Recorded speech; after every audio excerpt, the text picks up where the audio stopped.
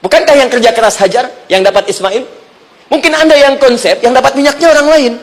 Mungkin Anda yang kerjakan, yang suksesnya teman Anda, nggak ada masalah. Dan itu kemudian akan bermanfaat bagi Anda. Tidak mungkin setiap keringat yang keluar dari diri kita mustahil, kecuali akan melahirkan manfaat yang kembali pada diri kita. Pantangan. Tapi yang paling dahsyat, ini yang nggak ditemukan di sebagian referensi yang kita baca. Ketika Allah menjelaskan semua tahapan-tahapan tantangan ini sampai ke puncaknya zilzal. Zilzal itu kalau bahasa sekarang gempa. Ada ujian yang menggoncang hati kita.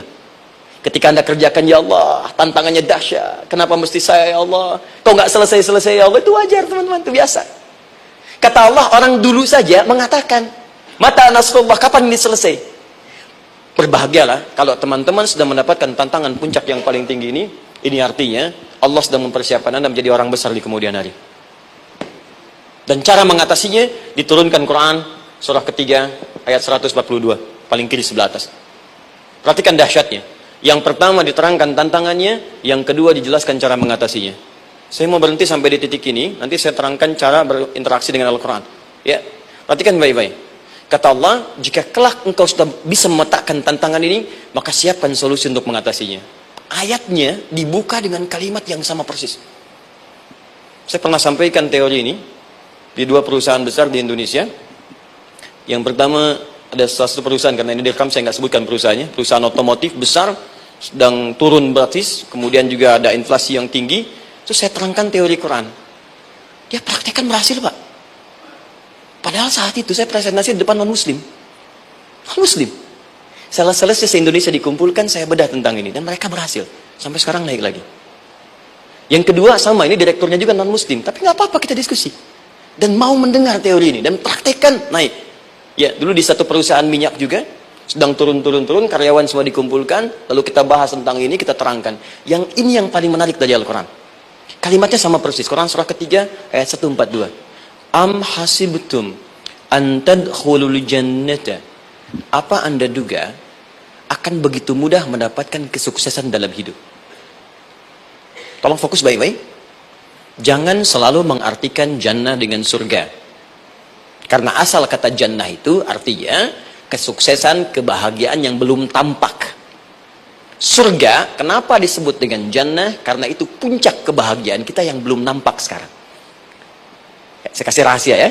Ini antara kita saja nih. Kalau ada kata jim dengan nun di depannya, itu pasti tidak nampak, tersembunyi. Apapun tambahannya. Ya, misal, jin kenapa disebut dengan jin? Karena memang ketika diciptakan, dia tidak tampak, tersembunyi. Lawannya ins, karena itu kita disebut ins, karena saat lahir kita tampak. 18 kali disebutkan dalam Al-Quran. Ya ma'syaral jinni wal ins, wa ma khalaqtul jinna wal ins. Jadi jin disebut jin karena memang fitrahnya tersembunyi, nggak nampak. Jadi kalau ada jin melakukan penampakan, itu jin sedang kena masalah, sedang keluar dari fitrah.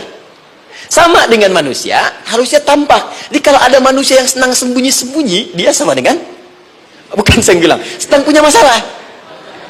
Ke kantor, sembunyi-sembunyi. Hati-hati Pak Alfian tuh. Biasa ada pintu depan, masuk pintu belakang. Suami di rumah, buka WA, sembunyi-sembunyi. Bu, hati-hati itu.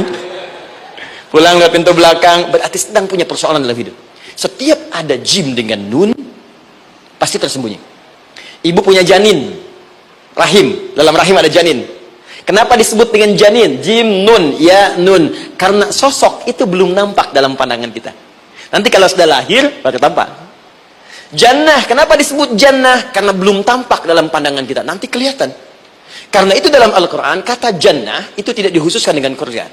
Tidak dikhususkan dengan surga. Kadang-kadang menunjuk aspek kesuksesan yang belum tampak. Anda mau ngumur minyak, minyaknya belum tampak. Belum kelihatan. Anda mau kerja, ya hasilnya kan belum tampak, baru ikhtiar sekarang.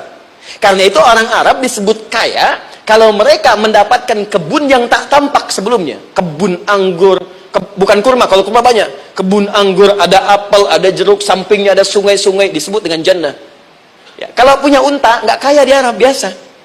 Karena yang kelihatan padang pasir, unta, hitam, merah, biasa. Tapi kalau sudah punya kebun anggur, yang sulit di padang pasir ada kebun, itu baru disebut kaya.